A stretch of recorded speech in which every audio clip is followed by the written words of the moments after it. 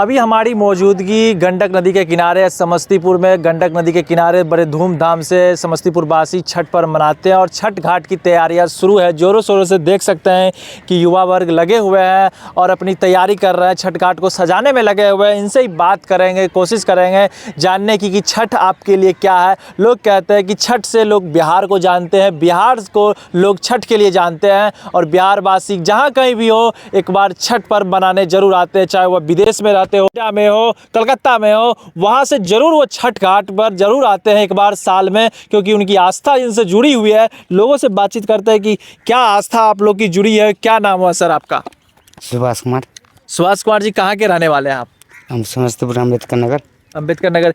क्या कुछ छठ को लेकर तैयारियां होती है? आप लोग कितना दिनों से तैयारी करना शुरू कर देते हैं? हम लोग भैया एक सप्ताह पहले होता है, लेकिन अभी जो आदेश है ना जो चल रहा है इसी की वजह से हम लोग दीपावली के कल होकर से शुरू कर दिए हैं। आप लोग कहाँ यही काम करते हैं या बाहर काम करते हैं? मेरा बड़े भाई वो हम यही काम करते हैं। यही काम करते हैं। क्या काम करते हैं?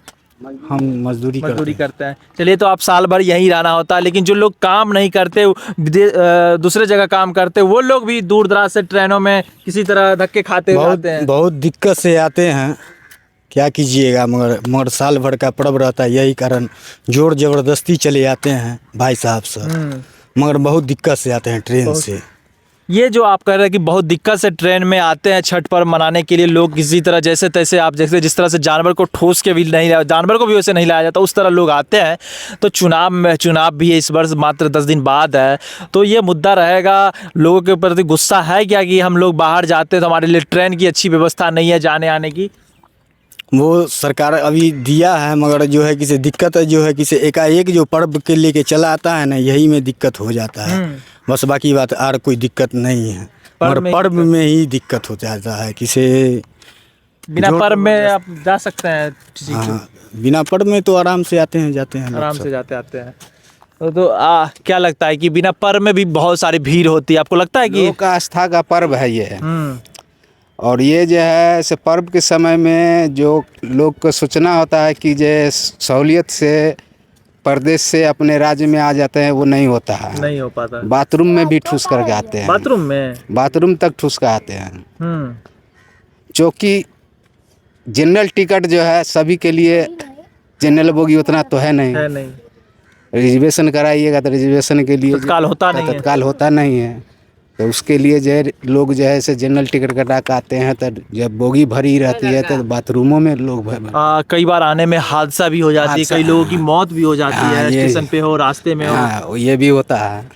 तो इस बार गुस्सा रहेगा लोगों को? वोट गुस्सा में है क्या? गुस्सा में तो रहेगा ही। आप वोट भी है, हर बार तो गुस्सा होता था, वो निकाल नहीं पाते थे, इस बार वोट भी है, तो क्या सरकार को नुकसान झेलना पड़ सकता है क्या? एकदम झेलना पड़ेगा, एकदम झेलना पड़ेगा। आप सरकार में है, आप जो बिहार से लेकर सेंट्रल तक सरकार में है, और उसकी व्यवस्था आप नहीं कीजिएगा बिहार वासी के लिए, यूपी वासी के लिए, झारखंड वासी के लिए, जहाँ जो ये छठ महापर्व का जो है पर्व चलता है, उसके लिए अगर व्यवस्था नहीं करते हैं तो गुस्सा तो रहेगा। कहेंगे तो नेहरू जी नहीं करे हुए थे, मनमोहन सिंह जी नहीं किए। भैया नेहरू जी नहीं किए, वो पूर्व की बात हो गई। आप वर्तमान में हैं, आप कीजिए ना। आपको ना हम अभी दिए हैं। अच्छा, सरकार आपको ना अभी बनाए हैं, तो आप अभी कीजिए। करे नहीं, मनमोहन सिंह जी गलती किए थे इसलिए नहीं हो पा रहा है। हाँ, तो वो गलती कीजिए तो आप भी गलती कीजिएगा, इसका मतलब यही है। तो आप भी गलती कीजिएगा। तो आपका कहना है कि ये भी गलती कर रहे हैं। हाँ। तो छठ कैसे होता है? आप लोग छठ में आज नहाए खाए है, आज शुरू हो गया है कार्तिक मास के चतुर्दिन से ये 4 दिन का पर्व होता है, महापर्व है, और पूरे बिहार वासी से बड़े धूमधाम से मनाते हैं। लगभग प्रत्येक घर में होता है, अधिकांश घर में। तो क्या आज से क्या सब विधि है, क्या सब सावधानी बरतनी चाहिए? आज से जो नहा खाए है, जो पर्व का जो है से पहला दिन स्टार्टिंग हुआ है, जैसे जो भी शुभ काम होगा, जो कोई भी नहा खा करके जो व्यवस्था होगा वो भी होगा। उसके बाद कल खरना होगा, सुख पूजा होगा, परसों संस्कारक होगा, तरसू जो चौथा रोज पारण हो गया। उसी हिसाब से जो लोग चल रहा है। बड़े ही इसमें लोग सात्विक भोजन करते हैं, बड़ा साफ सुथरा का ध्यान रखते हैं।